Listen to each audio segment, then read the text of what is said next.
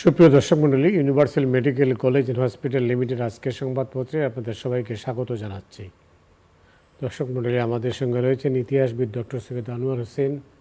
স্বাগত জানাচ্ছি স্যার আমার আপনাকে। পুরো নাম সৈয়দ আনোয়ার হোসেন। তাই বলেছি স্যার, সেটা বাদ দিতে অস্বীকার করবো আমি। সৈয়দ বলেছি স্যার। স্যার আজকে জানেন যে আজ পহেলা বৈশাখ, বাংলা নববর্ষ 1433। আমরা স্বাগত জানাচ্ছি বাংলা নববর্ষকে। আর অনুষ্ঠানটা আপনি জানেন যে বাংলা নববর্ষের যে ইতিহাস, গোড়াপত্তন কীভাবে হলো সেটা জানার চেষ্টা করব। এরপরে আপনি যেহেতু ইতিহাসের অধ্যাপক, ইতিহাসের গবেষক, এই মুহূর্তে যুদ্ধ চলছে গালফ রিজিয়নে, তো সেই যুদ্ধের পরিণতি কী হবে, তো সেটা নিয়ে আলোচনা করব। তো শুরুটাই আপনার কাছে জানতে চাইব যে কী অবস্থাটা। এর আগে আমি একটা কাগজ দেখে নিই। আমার দেশের সেনা ওই নতুনের কেতন উড়ে, ইরানে নৌ অবরোধের হুমকি ট্রাম্পের। মানবজমিন বৈশাখের পংক্তিমালা, ফুয়েল পাস অ্যাপে বিড়ম্বনা। কালবেলা জিরো টলারেন্সেও থামছে না মব ভায়োলেন্স, পহেলা বৈশাখের 7 সকাল। দেশ রূপান্তর, 25 বছরের 2 মামলার চূড়ান্ত নিষ্পত্তি হলো না, ইরানের ওপর নৌ অবরোধ কার্যকর। 2003 প্রতিশ্রুতির কৃষক কার্ড বাস্তবায়ন আজ, হাঙ্গেরিতে 16 বছর পর ক্ষমতার রদবদল। সময়ের আলো মেলায় যাই রে করো তো আজ বাঙালির প্রাণের উৎসব, ইরানে ফের হামলা চালানোর কথা ভাবছেন ট্রাম্প। যেমনটা বলছিলাম স্যার, যে এই বাংলা নববর্ষ এর গোড়াপত্তনটা কীভাবে? ধন্যবাদ আপনাকে। জি, বাংলা সম্রাট আকবরের আমরা কৃতিত্ব দিয়ে থাকি বাংলা নববর্ষের জন্যে। সম্রাট আকবর অবশ্য কখনোই বাংলা এভাবে নববর্ষ করতে চাননি। তিনি চেয়েছিলেন ফসল কাটার সুবিধার জন্যে এই এলাকায় মানুষদের সুবিধার জন্যে সৌর দিনপঞ্জির পরিবর্তে চান্দ্রশীল দিনপঞ্জি যেন হয়, এই ব্যবস্থা করতে চেয়েছে। কিন্তু কালক্রমে বাঙালির বাংলা সন উদযাপনের দিন হয়ে গেল প্রথম দিন। তো একটি কথা হচ্ছে, এটি কি ইতিহাস না ঐতিহ্য? ইতিহাসও আছে, ঐতিহ্য আছে এই পয়লা বৈশাখের মধ্যে। সব মিলিয়ে পয়লা বৈশাখ আমার সংস্কৃতির অংশ। তবে পয়লা বৈশাখ সব বাঙালির উৎসব উদযাপন, এখানে ধর্মের ব্যাপার নেই। আর ইসলাম যেখানেই গেছে সেখানে স্থানীয় সংস্কৃতিকে সবসময় পোষকতা দিয়েছে ইসলাম, সেই জন্যে। আর বাংলা সন যখন চালু হয়, আমি একটু পরে বলছি ইতিহাসটি, তার মধ্যে হিজরি সন রয়ে গেছে। তো কাজে বাংলা সনের মধ্যে হিজরি সন রয়ে গেছে, কাজেই ইসলাম বা বাংলা সনের মধ্যে কোনো সংঘর্ষ নেই। এটা মনে রাখতে হবে। 1, 2, আকবর চেয়েছিলেন যেন এই এলাকার মানুষরা সৌরবৎসর, খ্রিস্টীয় সৌরবর্ষ বাদ দিয়ে যেন চান্দ্র হিজরি সনের মতো একটা কিছু করবার। সেই জন্য তিনি জ্যোতির্বিজ্ঞানী, তার নবরত্নের অন্যতম রত্ন আমির ফতেউল্লাহ সিরাজিকে অনুরোধ করলেন। আমির ফতেউল্লাহ সিরাজি নাকি ফতুল্লা এলাকায় থাকতেন, তার নাম থেকে ফতুল্লা নাম এসেছে। তো আমির ফতেউল্লাহ সিরাজি আবার তিনি করলেন কি, আকবরের যে চন্দ্র যে মাসটি অংশ আরোহণ করেছিলেন সিংহাসনে যে বছর, সে বছর 1556। সেই বছরে তিনি 963 হিজরিকে বাংলা হিজরি করে ফেললেন, বাংলা বাংলা সনকে বাংলা সন করে ফেললেন। তো যার ফলে শুরু হলো বাংলা সন। তবে 1585-তে আকবরের শাসন ব্যবস্থার 29তম বছরে এই বাংলা সন চালু করা হয়েছিল, তার আগে নয়।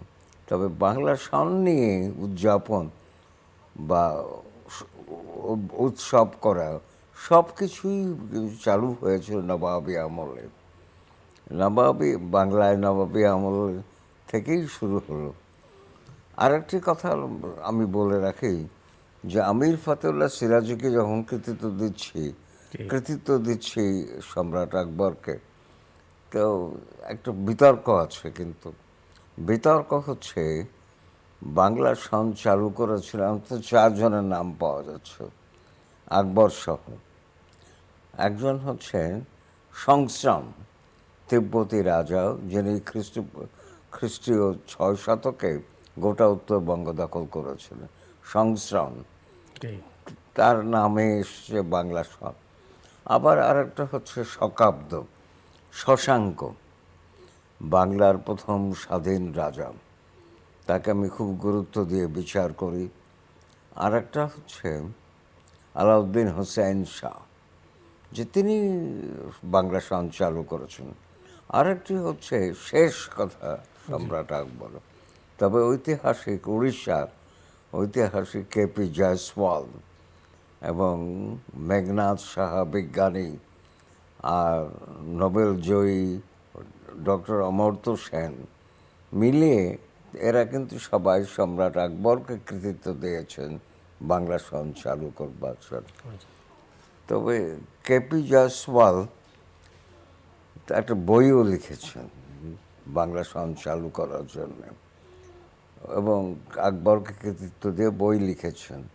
আর একটা হচ্ছে মেঘনাদ সাহা বিজ্ঞানী, তিনি 1952 থেকে 1954 পর্যন্ত ভারতীয় শকাব্দ সংস্কারের প্রধান ছিলেন, বাঙালি বিজ্ঞানী মেঘনাদ সাহা আবার একটা ফর্মুলাও দিয়েছেন। এই ফর্মুলা অনুযায়ী দেখা যায় যে সম্রাট আকবরই এই বাংলা সনের প্রবর্তক বটেন তিনি। তো ফর্মুলাটা হচ্ছে যে এভাবে বলা যায়, যোগ বিয়োগ ভিত্তিক। যোগ করতে হবে 1556 থেকে 963, যোগ করতে হবে 1556 আকবরের সিংহাসনে আরোহণের বছর, 1556-963, তাহলে 2117 হয়। তার থেকে বিয়োগ করতে হবে 900, এই যোগ বিয়োগ ভিত্তিক এই ধরনের আর কি হিসাব করেছেন তিনি। তো বাংলাদেশে পয়লা বৈশাখ এলো কী করে, এই জন্য কৃতিত্ব দিতে হবে ছায়ানটকে। ছায়ানট 1962 সালে প্রতিষ্ঠিত হয়েছিল। তবে 1964 থেকে বলতা গার্ডেনে পয়লা বৈশাখ উদযাপন হচ্ছিল, যখন পাকিস্তানি সংস্কৃতি আগ্রাসন বেশ তুঙ্গে উঠেছে আমাদের। সেই সময় প্রতিবাদী চরিত্র হিসাবে পয়লা বৈশাখকে সামনে নিয়ে আসা হয়, এবং 1964 থেকে 1966 পর্যন্ত বলতা গার্ডেনে হলো। তারপরে রমনার বটমূলে স্থানান্তরিত হলো, জনসমাগম হয় বলে। কিন্তু ওটা অশ্বত্থ মূল, বটমূল নয়, অশ্বত্থ গাছ। 1985-তে এলো এস এম সুলতানের ধারণা থেকে মঙ্গল শোভাযাত্রা। তখন এরশাদের আমল চলছিল, সেই জন্য বাঙালির মঙ্গল আকাঙ্ক্ষা বেড়ে গেল আর কি। তো মঙ্গল শোভাযাত্রা আরম্ভ হলো। পরে ইউনেস্কো আমাদের এই মঙ্গল শোভাযাত্রাকে ঐতিহাসিক স্বীকৃতি দিয়ে তারা যথেষ্ট কাজ করলো আর কি। তো পয়লা বৈশাখ এমনিভাবে এসছে। তো ছোটোবেলায় পয়লা বৈশাখ নিয়ে না, আগে তো মানে হালখাতা কি করা হতো এই পয়লা বৈশাখ। হালখাতা, সেটা হালখাতা দেখার জন্যে বাবার হাত ধরে যেতাম বিভিন্ন গদিতে, ব্যবসায়ীদের লাল রঙের হালখাতা শুরু হতো। সেই হালখাতা দিয়েই শুরু হলো বছরের পয়লা দিনে হিসেব নিকেশ। তার সঙ্গে মিষ্টি খাওয়া হতো। তবে আমার ওই লাল রঙটা খুব পছন্দ ছিল বলেই আমি দেখতে যেতাম খাতাটা আর কি। জি, নববর্ষের এই দিনে আপনাকে শুভেচ্ছা আবারও। আপনি যেটা বলছিলাম যে আপনি জানেন যে ইরান, যুক্তরাষ্ট্র এবং ইসরায়েল মুখোমুখি এক দফা যুদ্ধ হয়েছে, এখন বিরতি চলছে। এর মাঝে শান্তি আলোচনা হলো ইসলামাবাদে, সেটাও ব্যর্থ হয়েছে। তো এখন সামনে যে কয়টা দিন, এরপরে হয়তো কী হবে এটা হলো টান টান উত্তেজনা। এই যুদ্ধের আমার পটভূমিটাও আপনি জানেন, কীভাবে যুদ্ধ তার গেল। কিন্তু ইরান কিন্তু প্রতিরোধ করেছে, কিন্তু ইরানের সামনে এখন কিন্তু আরেকটা জানি না কি দাঁড়াবে, সামনে একটা বড় ধরনের সংঘাত, সংঘর্ষ, যুদ্ধ এই সামনে আসতেছে। আপনি কীভাবে দেখেন স্যার এটা? আমি দেখছি এভাবে যে যুক্তরাষ্ট্রের যিনি রাষ্ট্রপ্রধান, তিনি একজন উন্মাদ এবং তিনি ভারসাম্যহীন, যার ফলে তিনি ইরানের উপর অন্যায় আক্রমণ করেছেন। কারণ তিনি ভেবেছিলেন যে খুব চটজলদি বোধহয় অভিযান হয়ে যাবে ভেনেজুয়েলার মতো, কিন্তু হলো না। ইরানিদেরকে বুঝতে ভুল করেছেন ট্রাম্প অবশ্য লেখাপড়া কোনোদিন করেননি, স্কুলের গণ্ডিও হাই স্কুলের গণ্ডিও পেরোতে পারেননি তিনি। কাজেই ইরানি সভ্যতা সম্পর্কে তিনি জানেন না। তবে সবচেয়ে আগে যে বিষয়টি আক্রমণ করা উচিত ছিল সেটা হলো যে ওই যে হরমুজ প্রণালী ইরানিরা দখলে রেখেছে এবং দখলে রেখেই সারা বিশ্বের তেলের বাজারকে অস্থির করেছে। এবং তেলের বাজার অস্থির হওয়ার জন্যে সারা বিশ্বই এখন অর্থনীতি অস্থির হয়ে আছে। তো সেই জন্যে আমেরিকাও বেঁচে নেই তার মধ্যে, বা বেঁচে গেছে এমন কথা বলতে পারবো না আমি। এমন কথা বলতে হবে আমাকে যে আমেরিকা প্রত্যেকটি পণ্যই এখন দাম বেড়েছে। তো সেই জন্যে আমেরিকায় এই রাষ্ট্রপতির হাত থেকে বাঁচার জন্যে আন্দোলন সবই শুরু হয়েছে। অভিযোগ তো আছেই, আন্দোলনও বিক্ষোভ আন্দোলন শুরু হয়েছে আর কি। তো এখন বড় কথাটি হচ্ছে বাংলাদেশের বিরোধী দলের নেতা জামায়াতে ইসলামীর শফিকুর রহমান গতকাল পার্লামেন্টে খুব ভালো কথা বলেছে যে সরকার বলছে প্রচুর তেল আছে, গ্যাস আছে, ঠিক আছে, কিন্তু কথাটা তিনি বলছেন যে পাম্পের দিকে তাকালে আমার তা মনে হয় না যে তেল গ্যাস আছে পার্লামেন্টে। তো এখন কথা হলো সরকারকে এটা সামাল দিতে হবেই। সরকার আছেই এই সামাল দেওয়ার জন্যে আমি মনে করি। তো সেই জন্যে সামাল দিতে হবে। না, আমি যেটা বলছিলাম স্যার জানার জন্য যে এর যুদ্ধের পরিণতিটা কি? এই যুদ্ধের পরিণতিটি দেখুন,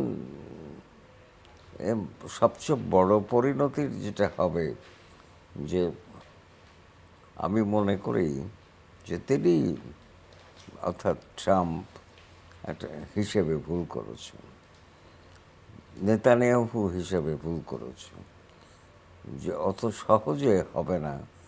ভুল হিসেব হলেই পরিণতিও ভুল হয়। সারা বিশ্বই টালমাটাল অবস্থায় রয়ে গেছে এবং যত দ্রুত মুক্তি পাওয়া যায় নেতানিয়াহু এবং ট্রাম্পের হাত থেকে, তাদের দেশ বাঁচবে, সমাজ বাঁচবে। এই যে যুদ্ধটা শুরু হলো, এই যুদ্ধের পরে আপনি লক্ষ্য করেছেন, আপনি যেটা বলছেন সারা দুনিয়ায় টালমাটাল হয়েছে, কিন্তু এই যুদ্ধে তো অনেকগুলো কি দেখা যাচ্ছে যে মানে একদিকে মানে বিশ্ব তো দুভাগে বিভক্ত ছিলই আগেই, কিন্তু এবার আরও শার্প হয়েছে। আর এখন যেটা হচ্ছে যে উপসাগরীয় দেশগুলোর মধ্যেও একটা অন্যরকম পরিবর্তন আসতে যাচ্ছে বলে মনে হয়। আপনি লক্ষ্য করেছেন এটা? বিশেষ করে সৌদি, তারপরে কাতার, ইউএই। দেখুন, উইনস্টন চার্চিল সুন্দর একটা কথা বলেছিলেন, there is nothing wrong with change if it is in the right direction. তো রাইট ডিরেকশনে হচ্ছে কিনা, আপনি যে পরিবর্তনের কথা বলছেন, জি, পরিবর্ধন যদি হয় তাহলে ঠিক আছে, কিন্তু পরিবর্তনের নামে যদি অধগমন হয় তাহলে ঠিক নেই। তো এখন পাকিস্তান এর মধ্যে যে সংলাপ চালাচ্ছে, মধ্যস্থতা করছে, জি, পাকিস্তান কূটনৈতিকভাবে অনেকটা পেয়ে গেছে বলে মনে হয়, কিন্তু পাকিস্তান সম্পূর্ণ পায়নি বলে আমার কাছে মনে হয়। আর কারণ হচ্ছে, ইরান কখনোই যুক্তরাষ্ট্রের আস্থাভাজন হতে পারে না। এই জন্যেই ইরান এবং যুক্তরাষ্ট্র, আর ইরান তো তার অনেক মানুষকে হারিয়েছে, হারানোর ফলেই তার ক্ষোভ রয়ে গেছে। তো ক্ষোভটা থাকবেই, পরিণতি খুব ভালো হচ্ছে বলে মনে হচ্ছে না আমার কাছে, কারণ উন্মাদ এবং অপ্রকৃতিস্থ মানুষের হাতেই সারা বিশ্ব পড়েছে। শেষ কথা হচ্ছে স্যার, শেষ করার আগে দর্শক, আমাদের একটা ছুটির নোটিশ আছে। আগামীকাল পয়লা বৈশাখ উপলক্ষে ঢাকায় কোনো বাংলাদেশে কোনো সংবাদপত্র বের হবে না। সেই কারণে আমাদের অনুষ্ঠানও বন্ধ থাকবে। সে পর্যন্ত আপনারা ভালো থাকবেন, সুস্থ থাকবেন। আমরা আবার আপনাদের সাথে দেখা হবে বুধবার রাতে। অনেক অনেক ধন্যবাদ।